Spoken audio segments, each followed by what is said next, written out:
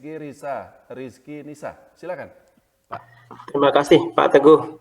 Oke, silakan. Eh, saya mau tanya terkait money management. Jadi yang pertama itu mungkin kalau untuk perusahaan yang growth, jadi untuk jangka panjang, kalau untuk masuk pertama itu bagusnya seperti apa? Apakah kita yakin setelah dia dapat diskon mungkin 20% masuk all in atau bertahap? Ini kita bicara saham apa Terus nih? eh, saya ada beberapa mungkin ngambil kan baru masuk di apa Ekat sama ini ULTJ. Oke. Nah, kalau masuk itu apakah bagusnya bertahap atau sekaligus istilahnya di awal karena kita baru masuk. Terus Ya, yang ya. kedua itu terkait persediaan cash. Jadi mungkin kondisi pasar seperti ini kalau kita istilahnya turun, kira-kira berapa persen dari modal kita ditahan dalam bentuk cash? Mungkin seperti itu Pak Teguh. Ya, ya, ya. Oke. Oke, alhamdulillah akhirnya ada juga ya investor yang pilihan sahamnya normal gitu ya. Jadi bukan Antam, bukan BRI segala macam. Eka Dharma, Ultra Jaya itu saham yang sangat bagus. Meskipun kalau udah pegang sabarnya luar biasa, kagak naik-naik gitu kan. Tapi itu saham yang kalau dipegang setahun, 2 tahun biarin aja, cuan itu pasti. Ya saya nggak bilang pasti lah, tapi insya Allah cuan seperti itu gitu. Nah sekarang gini, tapi ya kemudian pertanyaannya ya, bagaimana strategi untuk membeli saham-saham yang memang tujuannya untuk jangka panjang lah seperti itu. Ada dua cara sebenarnya Bapak Ibu sekalian.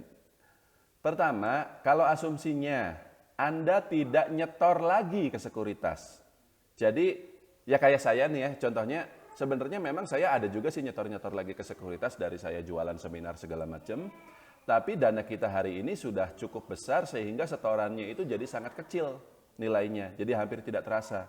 Nah, tapi kalau misalnya Anda seperti itu, misalnya Pak Rizky tiap bulan gajian misalnya atau punya usaha kan dapat duit tuh, lalu tiap bulan disetor gitu ya. Maka soal cash ini sebenarnya nggak usah khawatir. Habisin aja langsung. Kan nanti nyetor lagi. Nanti apa namanya duitnya ada lagi. Dan saya juga selalu menyarankan kepada pemula, bahkan kalaupun Anda punya tabungan di deposito 100 juta rupiah misalnya, tapi jika 100 juta itu adalah memang seluruh tabungan yang Anda miliki, yang merupakan hasil jerih payah bekerja selama bertahun-tahun seperti itu ya, jangan 100 juta itu langsung dimasukin semuanya ke saham. Ya terlalu berbahaya lah. Apalagi kalau pakai dana pendidikan anak misalnya, ya kan itu kemarin saya dengar ada cerita seperti itu sangat-sangat berbahaya. Apalagi pakai utang, itu juga sangat-sangat tidak disarankan. Nah, dari misalnya dana 100 juta itu kita masukin ke sekuritasnya itu misalnya 10 atau 20 juta dulu. Nah 20 juta ini langsung dibelikan saja semuanya. Semuanya. Nah, kemudian nanti nyetor lagi 5 juta, 5 juta, 5 juta. Setorannya ini bisa langsung dibelikan setiap bulan atau nunggu momentum pasar turun seperti sekarang.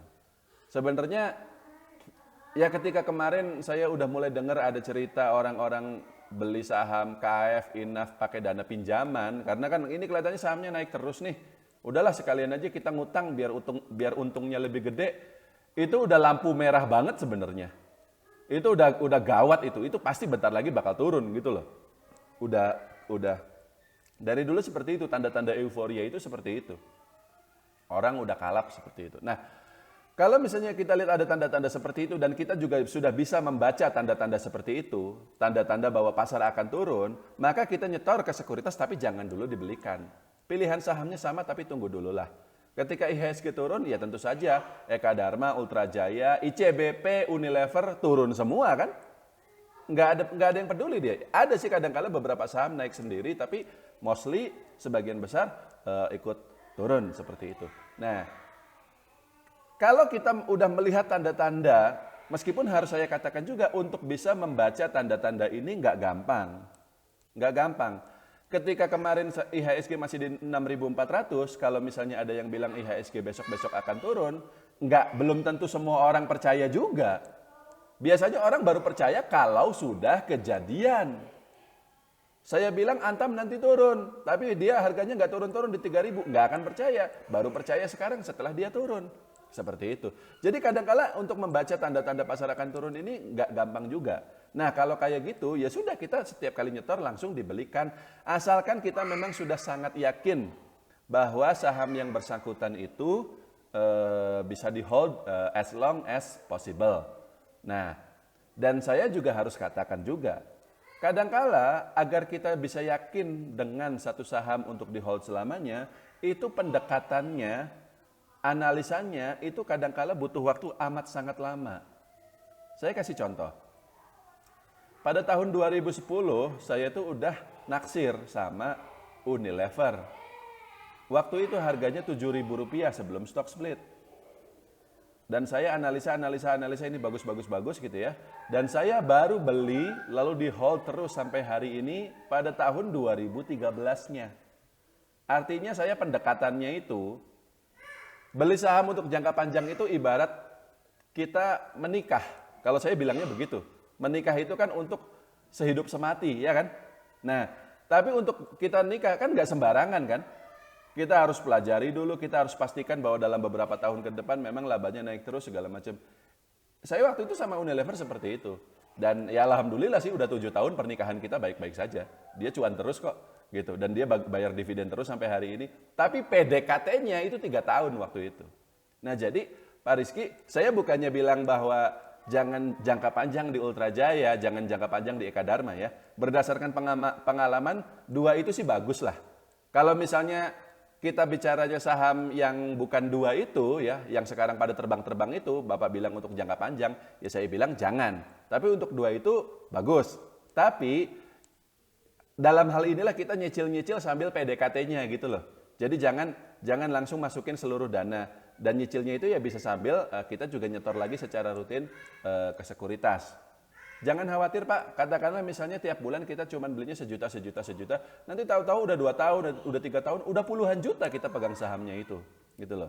Jadi jangan langsung gede, kalau langsung gede itu kita pasti langsung jadinya deg-degan, langsung deg-degan. Gede kecil ini kan relatif ya, mungkin ada juga yang bilang ya 1 miliar masih kecil lah Mas Teguh gitu. Ya nggak apa-apa kalau gitu, silakan beli langsung 1 miliar.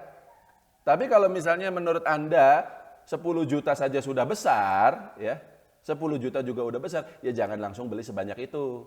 Belinya 2 juta dulu, seperti itu. Jadi tergantung kitanya, seperti itu. Nah, jadi jawabannya kurang lebih seperti itu, Pak Rizky Nisa ya. Oke, lanjut.